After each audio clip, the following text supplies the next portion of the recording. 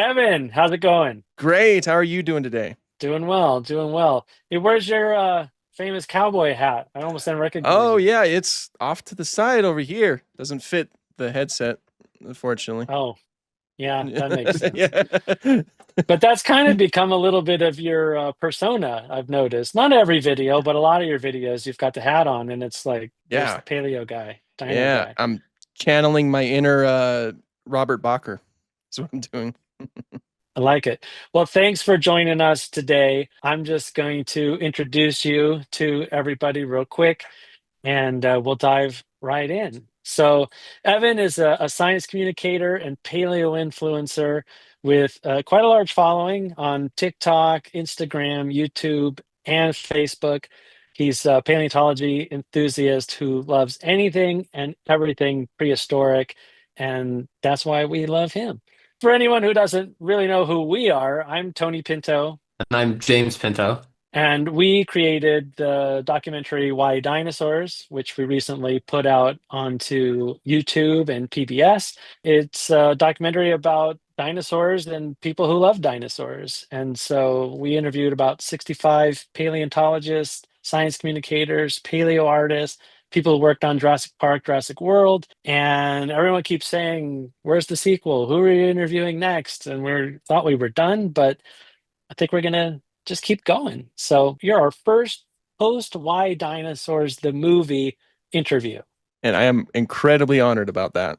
Right on. Well, James, you want to kick us off? I know it's been a couple of years probably since you've done an interview, but Yeah, sounds good. Let's get back to our interviewing roots here.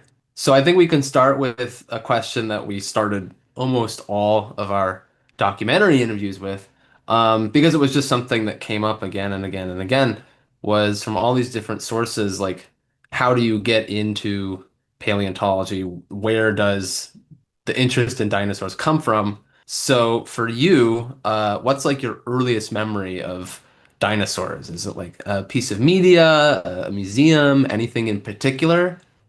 Yeah, I have no memory of what exactly developed my interest, but I, like many other dinosaur children, went to like the Dinosaur Journey Museum in Fruita, Colorado with these amazing animatronics, watched all kinds of movies like Disney's Dinosaur and The Land Before Time.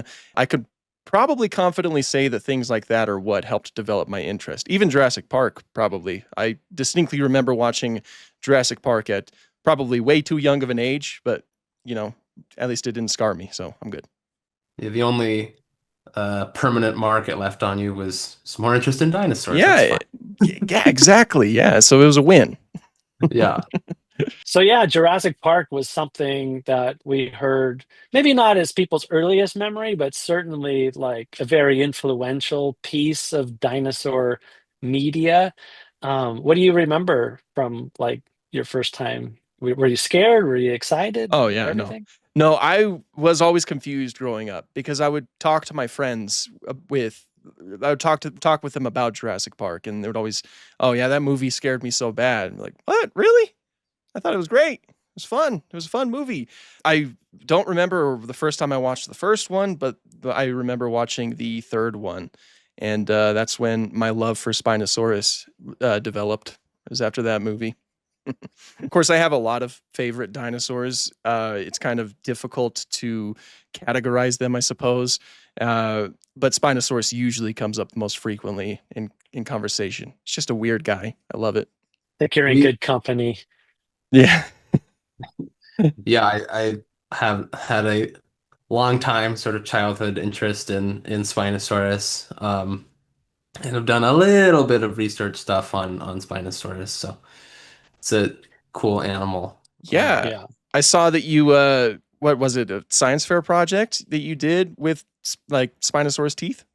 Yeah, so that wasn't even the example I was thinking of. I've Oh. also done more recent stuff. But yes, when I was in middle school, we did a sort of like baby's first isotope ratio study, where we were trying to see how ratios of oxygen isotopes, different weights of the element oxygen, compare in Spinosaurus to animals that we know lived fully in the water and lived fully in the land.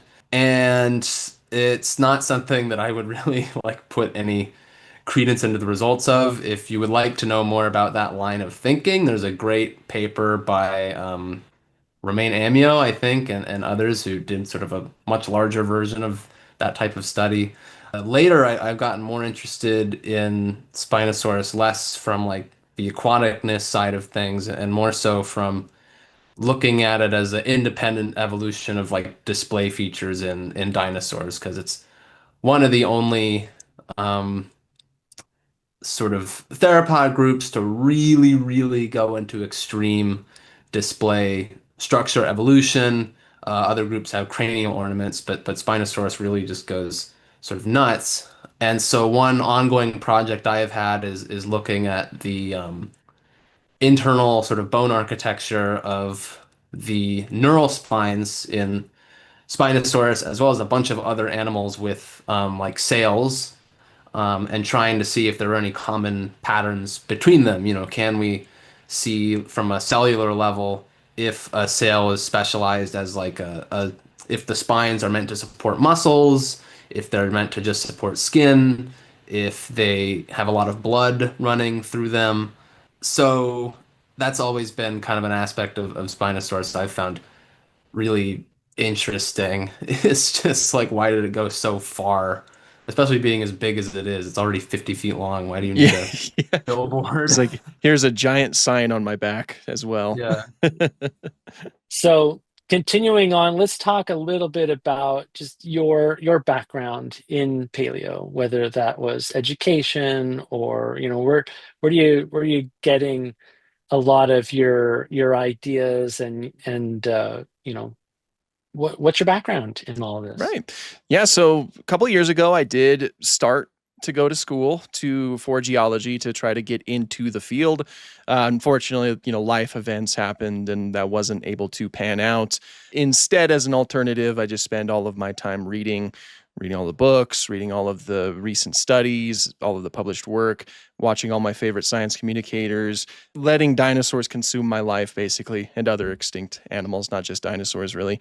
No, it's really great because, you've got people who are doing research. James is one of those people. He wants to do the research, and you have the general public, and there's this kind of gap between the two, and a lot of researchers aren't very good science communicators.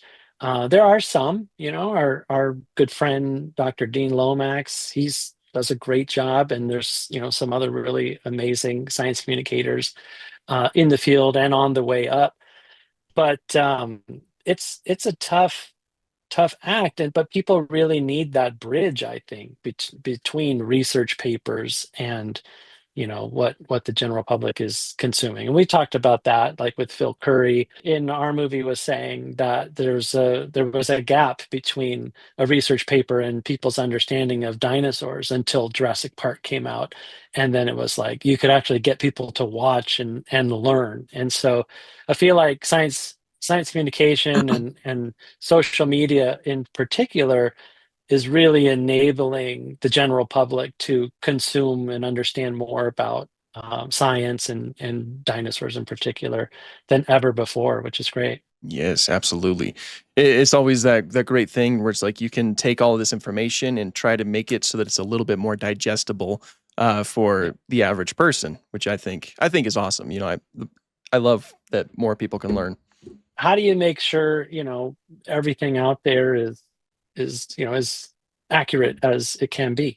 So one of my favorite things in the world is driving a few hours to the Morrison Museum and volunteering there. That is a fantastic place to be fact checked, I suppose, because everybody else there, they're also knowledgeable as well. I'll speak with them about all of the most recent things, and it helps keep my brain sharp, which is overall the most preferable thing. And of course, I'm a lot of other like paleontologists and paleo influencers. They follow me as well. Sometimes they're very helpful in that way. We all kind of have a nice little hive mind where we're all watching each other's videos and say, "Whoop, something you said right there wasn't too accurate," so we can keep up with each other. Yeah, no, that's great. Have you ever had a moment where I think I've like seen some of these sort of interactions play out. You put something out there, and then you'll get like some comment from like, "Oh, I wrote this paper, and actually, blah blah blah Yeah. blah blah." Yes. Yes, that has happened a couple of times. It's just awesome because it's like, wow, the person who wrote this paper has seen my video. I always get excited when, a museum likes one of our posts, or, would even collaborate with us.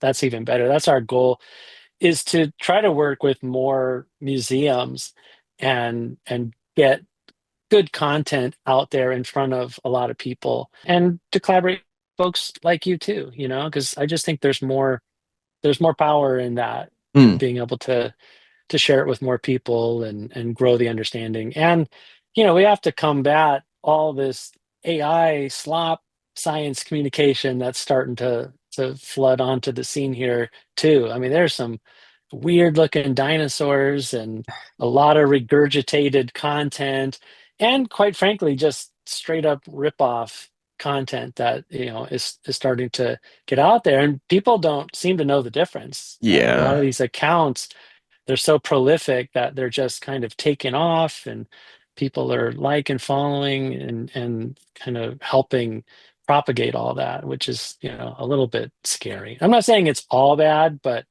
I have seen some stuff. And then the people in the pictures, or like James said, the researchers are like, well, that's not quite right, or you know anyway, it's an interesting landscape. Yes. Hmm. So let's talk a little bit about, kind of what led you to start creating the content, or even more so, just kind of how things started, because there's a lot of other small creators out there that might, want to know, like, kind of what was your SciComm origin story, in addition to, your paleo origin story. So, like, what platform did you start on, and what was the first, like, spark of, like, oh, hey, people like what I'm doing? Did you have any failed attempts? What walk us through some of that. Technically, I started all the way back in 2012 on YouTube. TikTok is where I decided to start doing paleontology content. And at first, that started out kind of slow, but it wasn't until I started talking about like some dinosaur games as well as some recent paleontological discoveries that it started to really pick up after that point. And then eventually it reached a point where it's like I could expand over to YouTube and say, "Hey guys, I'm over here on YouTube as well." And that they went over there, and then that started building a following, and so on and so forth. And creating content was just like a perfect way for me to just get all of this stuff that was swimming around in my mind out there, and essentially give me a lot of people to talk to about it, because don't always have that in your everyday world. How much lag time was there between when you started in earnest, putting out content on social media and just sort of like shouting into the void, and then like it getting picked up and sort of having like that community of people that you can talk to? It took a while. Like I went from uploading like once every other day to then like getting only a few hundred views to getting up to 20,000 views. Like that took like about a month or so. Because at first nobody, obviously nobody watches your videos at first. And then after it just reaches a certain point. I don't even know exactly when the transition happened now that I'm thinking about it, but it's like eventually it reaches a point where it's like you put something out there, and at the very least uh, thousands of people are going to see it, hopefully. I feel like with TikTok it was a little bit more of a slower burn, despite the fact that it's a little bit easier for people to come across your videos. And it's kind of difficult to find your stride too, because at first you're just kind of doing whatever. Like you don't know exactly what works. You try one type of video that might actually be your perfect type of video, and it doesn't get any views at all. Because at first, like there was a few videos I was doing where it's like, okay, this is a video about dinosaur teeth. This is a video about dinosaur vocalization. Those didn't get any views. Made a video about Path of Titans, and then that got views. Like it took me a while to get 100,000, for example. Like that took maybe 2 years for that to happen, I think. It was that kind of like a tipping point, as it is it going faster now that you sort of hit 100,000 or whatever? With TikTok, it goes up and down. There's Oh, like, it does. yeah, there's some days or some months rather where it's like it's doing very well. All the videos are getting a lot of views. You're gaining a lot of followers, and then the next month it'll just drop. And it's like, you're getting like maybe 10 followers a day or something like that. So it's Yeah. it's just very unpredictable, especially with a platform that changes their algorithm so frequently. Sure. But I think probably it was good timing also when you got onto TikTok versus like YouTube or Instagram, because it was still, I think it was in kind of a hyper growth stage and not as saturated a couple years back. I mean, that's when we first started our account and we kind of exploded to 30,000 followers. And then, of course, if you don't do anything, then it just sort of sits there or slowly dies. And we just started kind of going again. And I don't think it's happening as fast as it did back then. So maybe when you were getting onto YouTube, that was pretty established and there was, a lot of other people that you were competing with, but it sounds like TikTok was kind of like the right place at the right time with the right message and your delivery and everything. It sounds like it's just kind of all hit at once. Mm. Eventually, it's just like there's a few videos that take off very well, and that's when you start seeing the growth. But it's just a matter of trying to get to those videos. That's the tricky part. Yeah.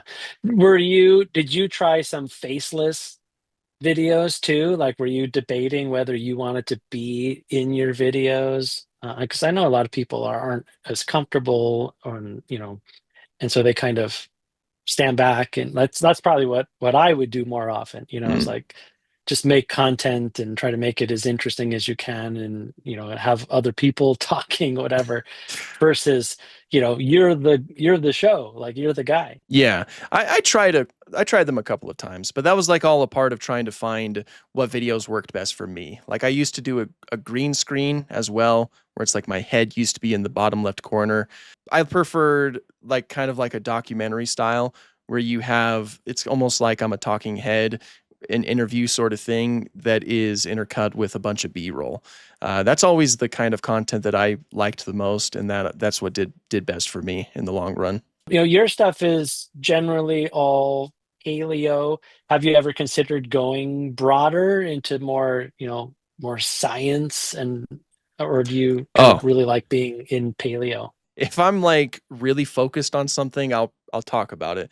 Just today, the day that we're doing this interview, I uploaded a video talking about the sword-billed hummingbird, I which saw that one. yeah, which still counts as dinosaur given the fact that birds are dinosaurs. But, modern day is not really what people think of when they see my videos. So it's like if I'm really interested on something, even if it's the modern day, I'm going to talk about that too. And I've talked about Star Wars for Star Wars Day. And, it's just whatever's on my mind, I guess. It's just Yeah. most of the time it's dinosaur related. Yeah, I do think it seems like it can be kind of an easy segue to maybe show people something they didn't even know they wanted, in terms of the fact that dinosaurs are kind of inherently exotic, and so you come in being like, oh, I'm about to learn about something crazy, and you learn about, oh, here's an animal that is whatever, like the longest meat-eating thing, and it's got a big claw and this and that, and then you could kind of gradually tweak it into like, hey, if I presented to you a modern animal in those same terms, it would also be insane, Yeah. right? Like, here is like the fastest metabolism, like longest, piercing mouth part animal in the in the vertebrate kingdom, and it's like, oh my gosh, it's a hummingbird. So it seems like it's sort of an interesting opportunity. I found in general maybe like a pattern of where people start with like, oh, dinosaurs, or even like dragons, or sort of realistic aliens or something like that. And the same base interest of like, oh, how does this organism like work? What does it do? Can sort of transfer over into even what initially you might have thought of like as mundane, just like a bird. Right, exactly. Yeah, and I've always kind of had that mindset where I think you need to have a good understanding of modern day animals if you want to have a good understanding of extinct ones. Obviously, a lot of scientists, in order to determine things like the way dinosaurs moved, the way that they ate, the way that they like their overall behaviors, you really have no choice but to look at the animals that are alive today. So sometimes I will try to just sprinkle in some things there to let people know it's like, hey, today's world is also really amazing, and it could help you have a better understanding of the extinct world as well. What does your workflow look like? Do you have a list of, 50 videos, ideas, or, are you like every day you're like, okay, what am I gonna do today? Like, what's it look like? And how do you go from that idea to, filming yourself? You do that, I guess, maybe first, and or, then you go look for B-roll. Like, just kind of walk us through what's a day in the life of Evan the Dino Guy. A lot of my videos, they stem from requests from my audience. A lot of them will ask for specific videos. They'll ask questions and things like that.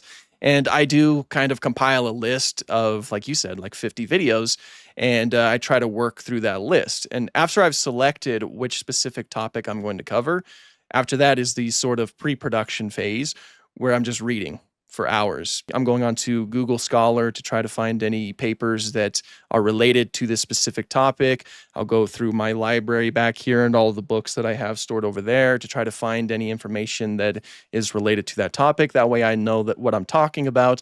And then I need to try to figure out how I'm going to explain this topic in a way that makes sense to as many people as possible. Because, of course, one goal of science communication is making sure that people understand what you're saying. Try to tone down the jargon, for example, and try to present it in a way that people will be like, oh, I know what he's saying right here. And then you go on to the video making phase where I have to re-record it 75 times because I didn't like the way that I said a few things. And then I have to edit it after that point, and then finally get it up onto all of my platforms. What do you use as an editor? So for my phone, for TikToks, I do that completely on my phone. I use Power No Director. way. Yeah. Really? Yeah. Wow. That's like the easiest way for me for some reason. For my long form content, it's just Premiere Pro is what I use for that.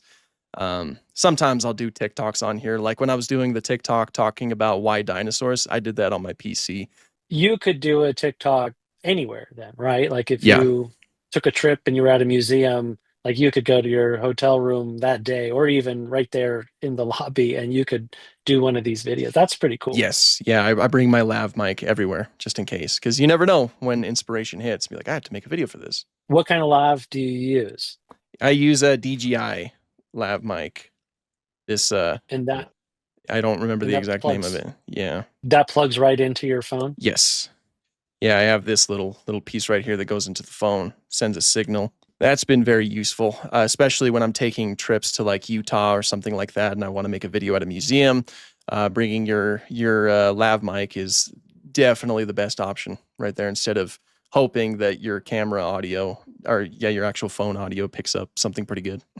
So let's talk a little bit about these museums that you visit, or at least one special museum that is in Colorado that you've done volunteer work at. Tell us about that.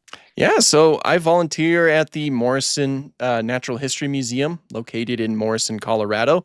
I try to go every other week. In fact, I'll be going this Friday to do some work there. And I do tours. Like that museum is completely tour centered. Like the best way to get your best experience out of it is if you listen to somebody talk about the exhibits. Have you done any prep work over there? Not yet, no. But that is something that I'm on the list for. So That's a really great museum. We interviewed Matthew Mossbrucker, the curator. He's in just a tiny little piece in Why Dinosaurs, which I feel so bad about because we got a lot of really great stuff from him. But we had 35 hours of great stuff from some really great people, and that's also kind of Bakker's home museum, right? Bob Bakker. yeah. Um, we were trying to get him in the movie as well, but we were out there during COVID, and he was just even more of a hermit than he is now. And so, who knows? Maybe someday we can all get out there and find him and do a little interview. People have asked, so why Bakker's not in this? Well, it's not for lack of trying. Yeah, I know he doesn't come down to the museum too frequently, unfortunately. I still have yet to meet him. A lot of the other people I volunteer with have met him. But you Luckies. see, UC Mossbrucker from time to I time? haven't even I've been a part of his lectures before, but I haven't actually talked to him face to face yet. He's a Really? he's a busy guy. He's He is. because like I talk to everybody else who runs the museum, and they're constantly talking about all the stuff that he's doing. And He's good at keeping, some things up on social media. I know he's in another documentary that's coming out. I think it's The Fossilist, which is looking at kind of the commercial side of things, which we decided to just stay way the heck away from because it gets really messy really fast. We just wanted to, celebrate the fun side of dinosaurs. Well, hopefully they'll give you a chance to do some prep work. I mean, that was your early experience, James, both the prep work and the docenting, right? Yeah, so I mean, I actually was in a similar position of that I was first spending time as a docent for the La Brea Tar Pits and then was like on the list and and eventually you do get far enough on the list that you yeah, can do the behind the scenes stuff, which is always fun. Since then, I've done some conservation work for other places when I was at Berkeley and then some outreach stuff now at the LA Museum. Yeah. beautiful, beautiful. We always try to let people know that there are volunteer opportunities, even if you're not going to be a paleontologist by trade, it doesn't mean you can't get, out into the field, doesn't mean you can't work as a preparator or a happy medium, like we've said to folks like the Wyoming Dinosaur Center kind of has that opportunity to dig, to prep, to get a little taste of whether you like that sort of thing. But something's better than nothing, I say. Absolutely. Yeah, and there's all kinds of opportunities for people to get into the field that don't exactly have to require many years of schooling, I guess. Yeah, There's options. there is. There aren't a ton of paid gigs in paleontology, as we've come to learn, but there's a lot of ways to participate, and I think you've found a pretty interesting way to do it and get paid, which is nice. Yeah, yeah. It sort of makes me think of something I've wondered about when it comes to paleontologists interfacing with like the greater dinosaur community, which is that honestly, the options for like full-on career research paleontologists are really, really slim, even for people who spend a lot of time in the field when it comes to like jobs that pay you money. And honestly, some of the other options that do exist, from sort of communication to even like making media, like art and sculptures and that sort of thing, to museum kind of exhibition, like any other phase of that development, is kind of an interesting point in which dinosaurs stand out as like uniquely multifaceted. There's so many other ways that people can kind of enter and find like viable jobs. Yeah, I do think it's worth kind of thinking creatively when it comes to that. So, Evan, as we kind of wrap things up, we want to thank you again for coming on and sharing some of this with us. Where do you see yourself going in the future as a science communicator? Like, where would you like your content to be in 2 years, 5 years? I definitely am not opposed to making videos for that long, of course, because I do love it. I get to talk about dinosaurs for a living, which is just, that's perfect. I get to, research and do all that fun stuff. I would hope to be a little bit closer into the actual paleo space, like the actual paleontological space, going on more digs, maybe doing some prep work, as you mentioned, and dedicating some more time at the museum. That is my ultimate goal, is to just be further into that space. And one day be the curator? Yeah, maybe. That'd be a good, That'd be a perfect. good entry, like a good story. Like, oh, I was a TikToker talking about dinosaurs, and now I run the Morrison. That'd be fun. That'd be a fun time. I could see it. All right. Well, James, you have any more questions? Yeah, all I have is the question because it never came up. We've got to ask the name of the game here. Why dinosaurs? So that kind of means, why do you think they're so interesting. Why do you like them? But also, like, where in your mind does that fascination by the general public come from for dinosaurs?